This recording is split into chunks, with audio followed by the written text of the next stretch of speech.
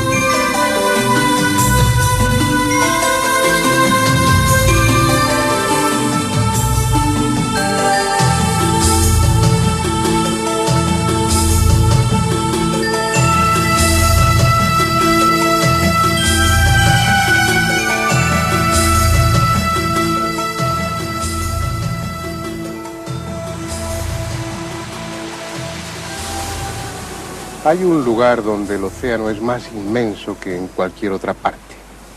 Un lugar donde palabras como aislamiento o soledad adquieren su más dramático sentido.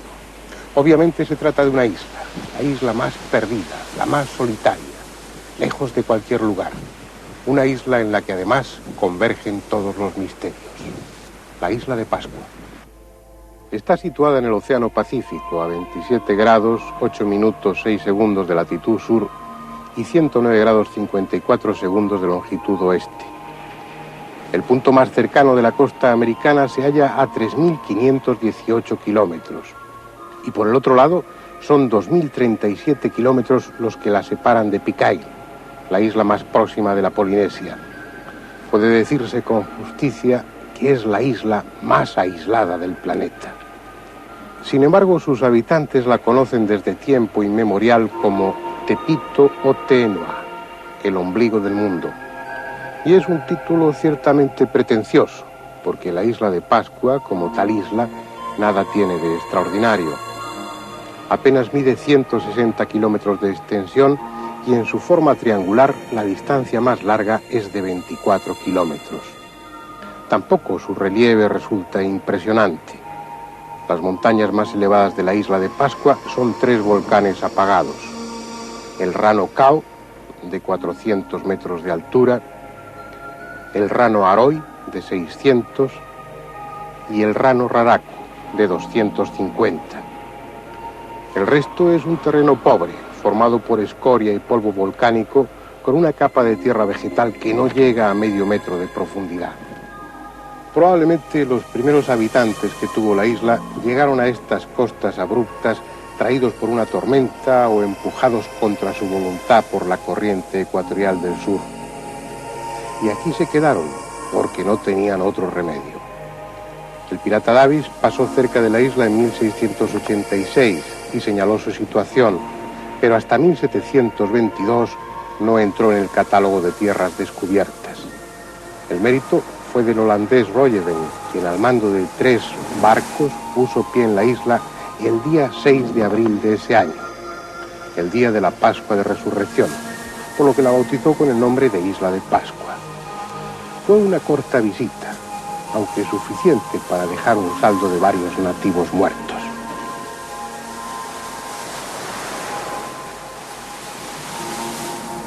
Después de ese desafortunado descubrimiento, los pascuenses no volvieron a tener el privilegio de estrechar lazos con los europeos hasta 48 años después. En esa ocasión, el redescubridor fue un español, Felipe González de Aedo, que llegó aquí con 2 fragatas. Se levantaron planos de la isla, se estableció contacto, esta vez amistoso, con los nativos y se reunió una amplia documentación sobre el terreno, los monumentos y las viviendas. Y también quedó constancia de un hecho que frecuentemente se olvida, a pesar de que fue escrito por marineros y por oficiales. De no ir desnudos y pintarrajeados, los pascuenses podrían haber sido tomados por europeos. ¿Por qué dijeron eso? Tal vez esperaban encontrar indígenas similares a los americanos y les llamó la atención que fueran de una raza distinta. Pero aún así es evidente que si los nativos de entonces eran similares a los pascuenses de ahora, en nada se parecían a los europeos. Claro está que estos habitantes de la Pascua actual no tienen mucho que ver con los de entonces, entre otras razones porque los de entonces desaparecieron casi por completo. Cuando la isla fue descubierta tenía una población de 4 o 5.000 habitantes. Pero a partir de 1805, los piratas implantaron la siniestra moda de capturar pascuenses para venderlos a las guaneras de Perú como esclavos. Finalmente se impusieron razones humanitarias y los esclavos que habían sobrevivido fueron devueltos a la isla de Pascua. Pero al volver a sus casas traían como equipaje la viruela y la lepra, con tan funestas consecuencias que aquellos 4 o 5.000 habitantes de finales del siglo XVIII quedaron reducidos en el año 1862 a solo 111 personas. En estos 130 años transcurridos desde entonces, los pascuenses han tenido tiempo y oportunidad para multiplicarse de nuevo, incrementando además su población con la llegada de algunos inmigrantes polinésicos y americanos. Algo más de 2.000 habitantes que en su mayoría viven en la pequeña capital, Angarroa, donde también se alojan los turistas que llegan a la isla. No muchos, porque Pascua sigue estando lejos de cualquier lugar. Escuelas, un hospital, un aeropuerto, 2 hoteles, son signos inequívocos de que la isla se ha incorporado al mundo actual.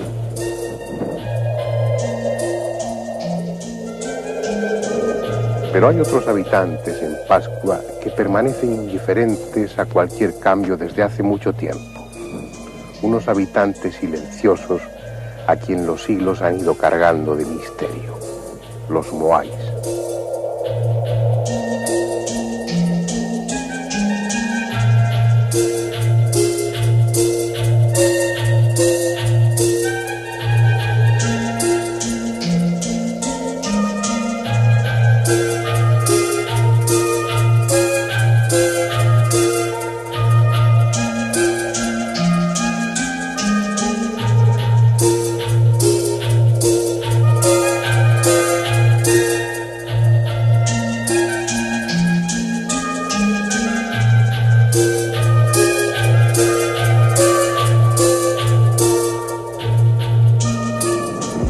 Sí, estos son los otros habitantes de la isla. Hasta el momento han sido catalogados 1006. Sin embargo, se supone que hay bastantes más enterrados. Si tenemos en cuenta que la población total en estos momentos es aproximadamente de 2.600 almas. Hay que tener en cuenta que los moais constituyen una población bien numerosa.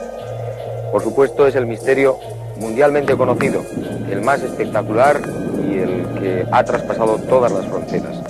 Sin embargo, seguimos sin conocer su verdadero significado. Algunos, sobre todo los arqueólogos, hablan de monumentos funerarios. Quizás representan a difuntos ilustres que se han reencarnado temporalmente en cada una de estas estatuas. Otros opinan de que son demasiados moais y muy iguales, básicamente para constituir esa representación de difuntos ilustres. Otros hallazgos escultóricos en la isla permiten asegurar que la apariencia de los moais es intencionada. No obedece a desconocimiento anatómico, sino que sus escultores representaron aquello que querían representar, es decir, un ser o unos seres de cabeza deforme, de larga nariz, largas orejas, delgados labios y mandíbula poderosa. Después, un cuello apenas insinuado, inmediatamente el cuerpo rechoncho y con un abultado vientre al que parecen sostener o sujetar dos manos de larguísimos dedos. Nada más. Estas estatuas insólitas carecen de piernas. Están hechas para descansar sobre un pedestal como un monumento. Pero, ¿un monumento a quién? Nadie hay con esta apariencia física. Parece como si el primer escultor hubiera querido idealizar a un personaje concreto. Después, con el paso de los siglos, otros escultores simplemente se han limitado a imitarle. Otra posibilidad, naturalmente, podría ser la de la concepción de un concepto abstracto, plasmado vagamente en una figura casi humana. Quizás un dios, quizás un espíritu.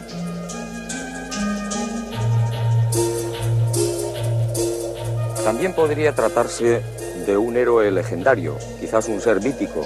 ¿Quién sabe si el primer extranjero que puso el pie en la isla? Algunos sugieren otra posibilidad incluso más fantástica. Estamos ante la representación de seres no humanos, procedentes quizás de las estrellas. La razón que tuvieron los pascuenses, los antiguos pascuenses, para llevar a cabo este titánico esfuerzo tuvo que ser muy importante, porque, como digo, el labrado de estos moais representa un esfuerzo difícil de comprender en nuestros días. Pero para verlo mejor, para entenderlo mejor, vamos a trasladarnos a la cantera, a la ladera del volcán Rano Raraku.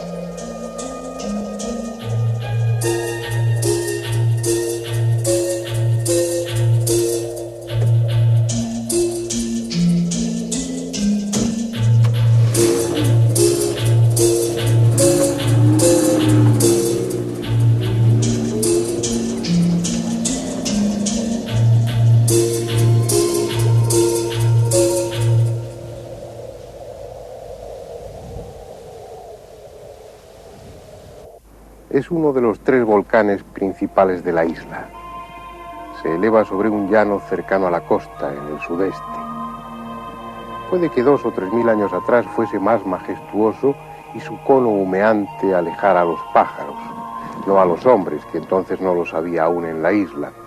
Pero hace ya muchos siglos que permanece muerto, desmoronándose sin prisa. Apenas tiene 250 metros de altura y su antaño amenazador cráter alberga hoy una laguna de aguas mansas donde crece la totora.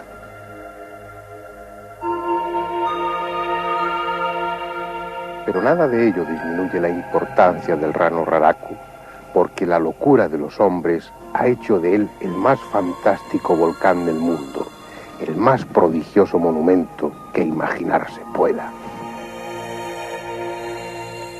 En cualquier lugar al que trepáramos, allí donde nos detuviéramos, nos veíamos rodeados por enormes caras dispuestas en círculo. Caras que veíamos de frente, de perfil y en todas las posiciones imaginables. Todas ellas se parecían de un modo sorprendente. Todas mostraban la misma expresión estoica y las peculiares orejas alargadas. Las teníamos sobre nosotros, a nuestros pies y a ambos lados. Cuando nuestros ojos se fueron acostumbrando a diferenciar entre arte y naturaleza, nos dimos cuenta de que en toda la montaña, desde su base hasta el borde superior del precipicio, en la misma cumbre del volcán, era un enjambre de cabezas y cuerpos. Así describía el noruego Tore Heyerdahl la sensación que le produjo en 1955 llegar aquí, a la ladera del Rano Raraku, donde está la cantera de donde se extraían los moais. Solo aquí puede tomarse conciencia de lo que significó para los antiguos pascuenses aquella obsesión. En esta cantera aún permanecen más de 390 moais. Están en diferentes fases de tallado, desde algunos totalmente terminados, esperando a los pies del volcán para ser trasladados a su sitio definitivo, hasta otros que están aún unidos a la piedra original, a la ladera del volcán. Y son precisamente esos moais inacabados, todavía unidos a la roca, los que sirven para darse cuenta de cuál era la técnica que ellos utilizaban. No conocían el metal y utilizaban toquis, unos martillos de basalto con los que atacaban la piedra volcánica. En principio puede parecer una tarea no demasiado difícil. La roca volcánica es porosa y en apariencia fácilmente trabajable. Sin embargo, eso es en la capa superficial. En cuanto horadaban la primera capa, aquellos pascuenses tropezaban con una piedra casi tan dura como la que tenían en sus propias manos. Sin embargo, eso no pareció significar un obstáculo para ellos.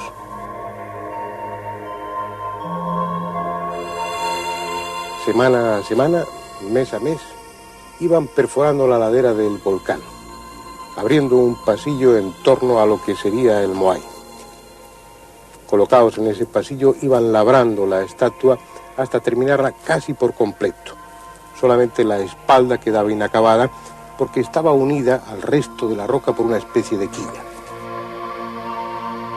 Llegado el momento, esa quilla era rota y el moai trasladado hasta abajo, hasta el pie de la ladera. Allí, puesto en pie, la espalda era terminada, labrada, perfectamente pulida, y el moai quedaba dispuesto para ser trasladado a otra parte de la isla. Pero estoy hablando de traer, llevar, trasladar, como si eso careciera de importancia. Y el traslado de los moais es uno de los misterios más inquietantes de la isla de Pascua. Muchos de estos moais, la mayoría, pesan 20, 30, 40 toneladas. Y a veces se llevaban hasta una distancia de 15, 16 kilómetros a puntos muy lejanos de la isla. Sin embargo, el peso parecía no importarles demasiado. Este moai inacabado mide 22 metros. Una vez puesto en pie, su altura sería equivalente a la de un edificio de 7 plantas. Y este moai iba a ser trasladado, como los demás, a varios kilómetros de distancia. ¿Pero cómo? La respuesta arqueológica es inmediata, a base de rodillos, cuerdas y centenares de hombres arrastrando. Es cierto que hace siglos esta isla tuvo árboles, pero tantos y tan corpulentos como era necesario.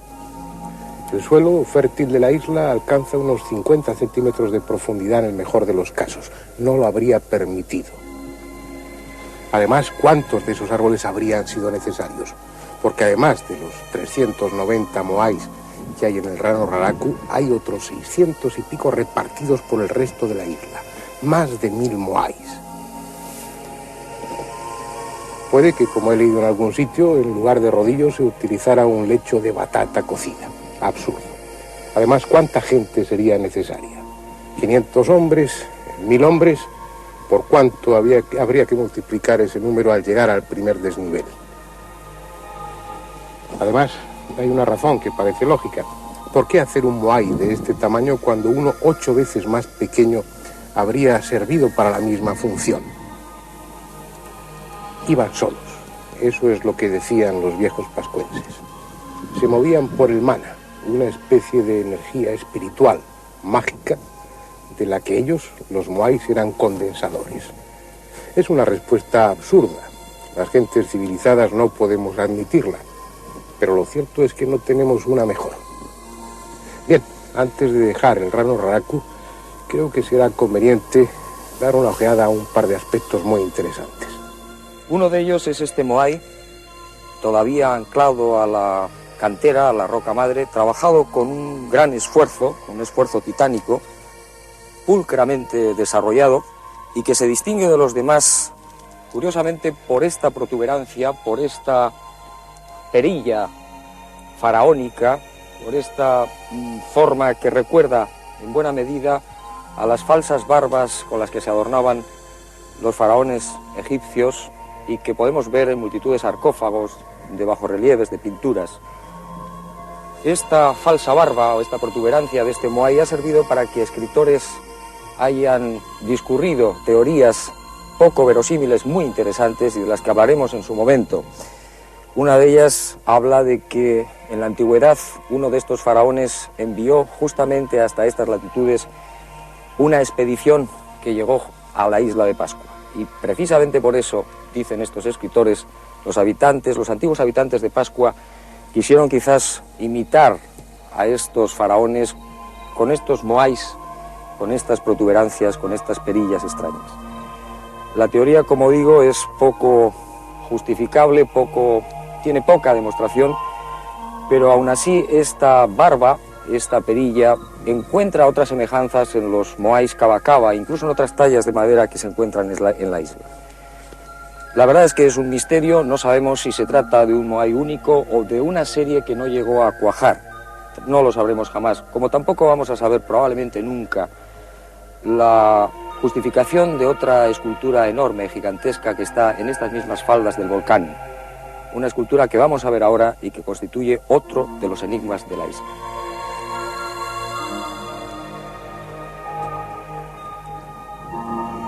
Fue descubierta por Thor Heyerdahl. La expedición se llevó una gran sorpresa. Se trata, al parecer, de un Moai Tuturi, es decir, una escultura arrodillada. Se llevó una gran sorpresa porque nadie sabe exactamente a qué o a quién representa. Algunos expertos y bastantes arqueólogos opinan que pudiera tratarse de una divinidad de segundo orden. El hecho de que haya otras esculturas más pequeñas en esta misma posición les hace pensar ello. Pero realmente un Moai puede representar a una divinidad, ni siquiera de eso estamos seguros.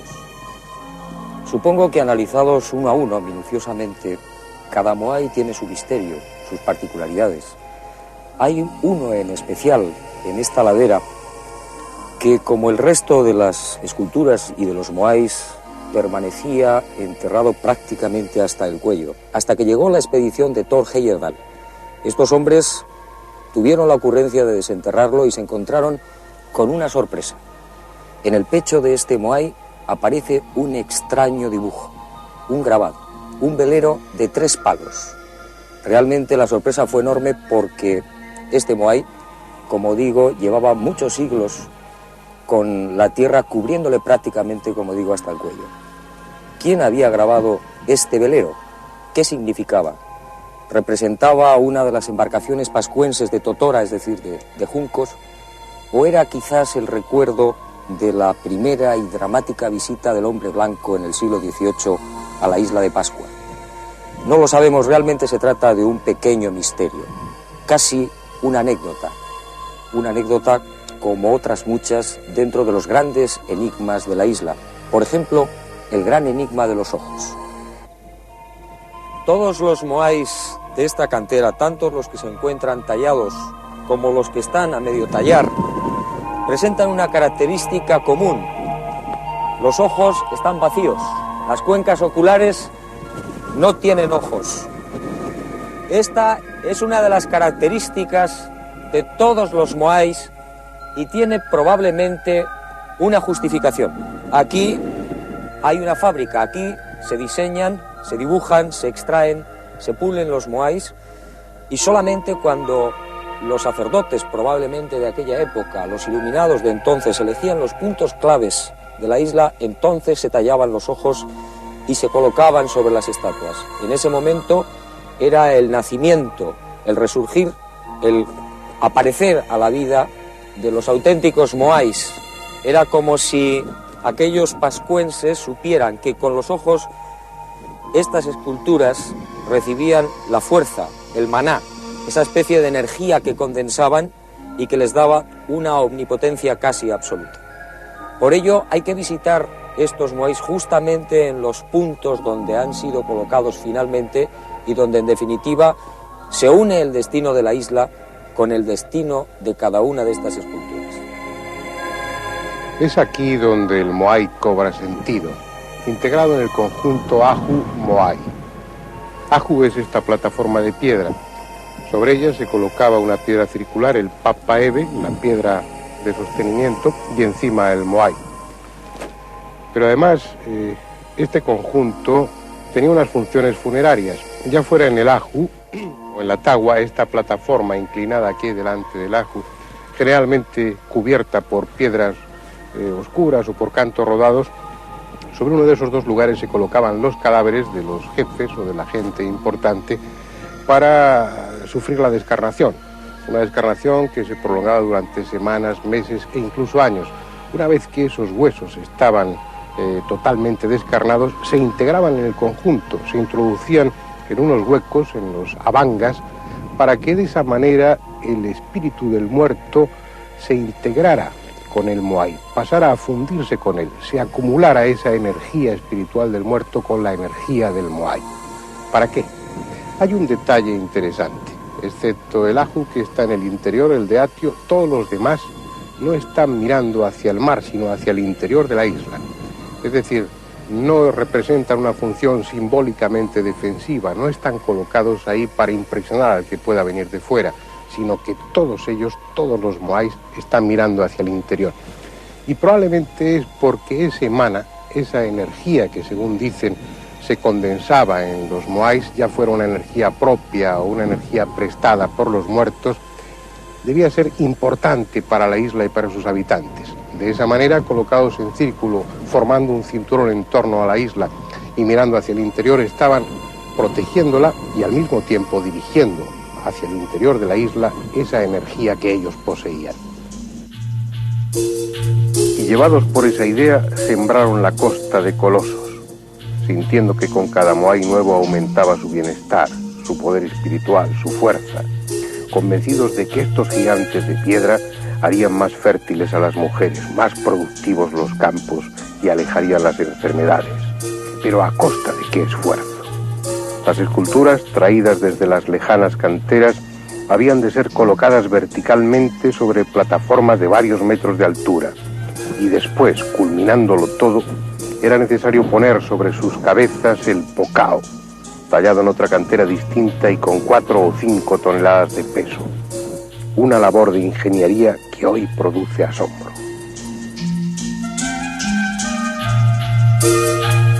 Este es el Ahu Anaquena, seguramente uno de los mejor conservados de la isla.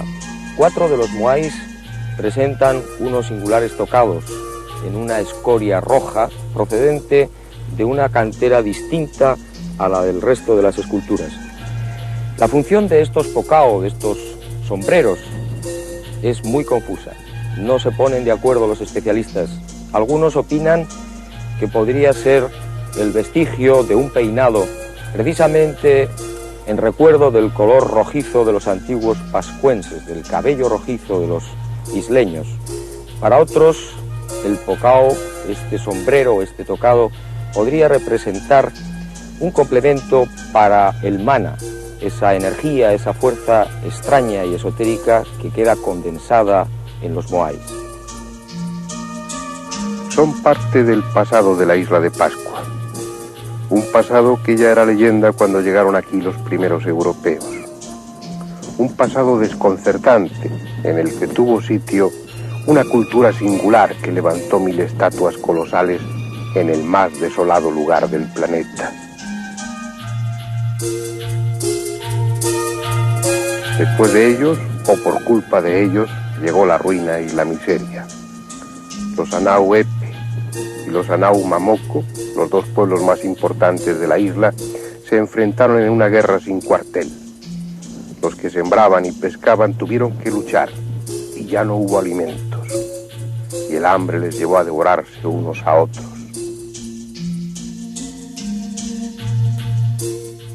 Así, la isla de los moais se convirtió en isla de caníbales. Los que sobrevivieron maldijeron el pasado y derribaron las estatuas, que eran el símbolo de todo aquello que trajo su desgracia. Pero al hacerlo, ya no hubo más mana. No volvió la prosperidad, no volvió la abundancia, porque la isla se había quedado sin alma. Aquello que fue Pascua no lo es, ni volverá a serlo. Pero tal vez ese alma de la isla no esté del todo perdida. Tal vez ese mana esté buscando otra forma de manifestarse, o esté resurgiendo a medida que los moais son puestos de nuevo en pie. Para saberlo habrá que preguntarle al dios Makemake, ir a la ciudad sagrada de Orongo, visitar las cuevas de los antiguos o caminar entre los aus por la noche. Pero eso será otro día. Hoy ya no queda tiempo.